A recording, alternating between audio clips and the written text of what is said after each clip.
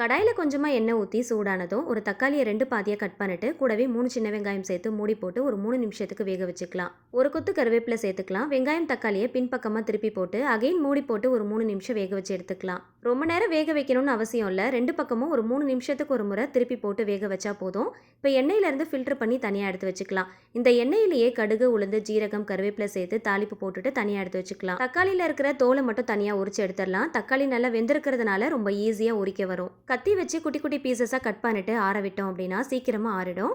ஆறுனதுக்கப்புறம் மிக்ஸி ஜாருக்கு மாற்றி அரைக்க போகிறோம். நல்லா ஆறுனதுக்கப்புறமா மிக்ஸி ஜாரில் சேர்த்துக்கோங்க. இது கூடவே கொஞ்சமாக கொத்தமல்லி இலைகள், தேவையான அளவுக்கு உப்பு, ஒரு 1/4 டீஸ்பூன் அளவுக்கு காஷ்மீரி ரெட் சில்லி சேர்த்து நல்லா கொரகொரப்பாக அரைச்சி எடுத்துக்கோங்க.